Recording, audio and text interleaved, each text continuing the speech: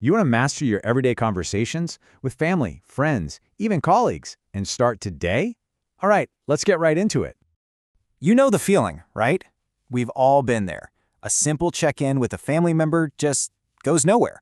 Or a chat with a friend suddenly feels tense and you're left wondering, wait, what just happened? Well, here's the thing. The good news is that great communication, it's a skill, not some kind of magic trick. By understanding just a few key principles, you can handle these daily challenges with literally anyone. So let's look at some real-world scenarios. So first up, let's talk about where it all begins, at home. This is where our communication habits really take root, and even the simplest daily interactions can be completely transformed. Okay, check this question out.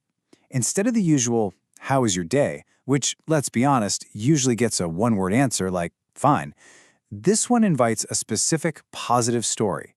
It's such a small change, but it turns a routine question into a genuine conversation. And that is the secret sauce right there. A question like this shows you're actually interested, and it creates a safe space for sharing. You move beyond just coordinating schedules to really connecting on an emotional level, and that's the foundation of any strong family bond. All right, next up, friendships. Now think about it. These relationships are totally voluntary, right? They really live or die based on the quality of our communication, especially when big life changes start pulling us in different directions. And this is a perfect example of how to adapt. I mean, life gets busy, people move away. This message nails two things at once. It acknowledges the distance and suggests a new way to connect. And then it asks a really specific, open-ended question about what's new. So, what this really tells us is that picking the right way to talk is huge. A quick text can be the glue that holds things together, for sure, but scheduling a video or a phone call, that's how you nurture the deeper bond that really defines a true friendship. Okay, let's switch gears to the workplace. This is a tricky one because communication here has to do two jobs at once: get stuff done and keep professional relationships solid. And if you mess up one, you can easily sabotage the other. Just look at how simple but crazy effective this statement is. It's not pointing fingers, it's all about collaboration. You know, this one sentence can prevent weeks of confusion, resentment, and people doing the same work twice. You see, at work, confusion is the absolute enemy of getting things done. The best teams out there, they don't just wait for problems to pop up. They use clear, direct communication right at the start of a project to make sure everyone is on the exact same page. This builds trust, and it focuses all that energy on the goal, not on office drama.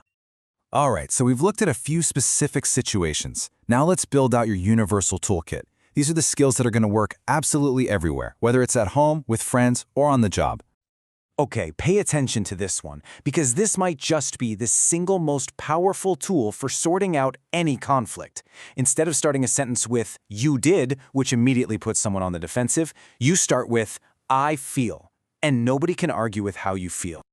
Let's actually walk through this. For example, I feel frustrated when meetings run late because it impacts my next deadline. What I would like is for us to try to stick to the scheduled time. See how that works? It's not an attack at all. It's just a super clear, respectful way to find a solution. And this is a really, really important difference to get. Assertiveness is all about confidently and clearly stating your own needs and boundaries while still respecting the other person.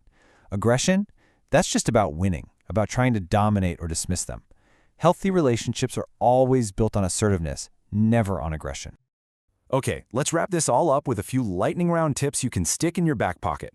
First, actually listen. Don't just wait for your turn to talk, listen to understand.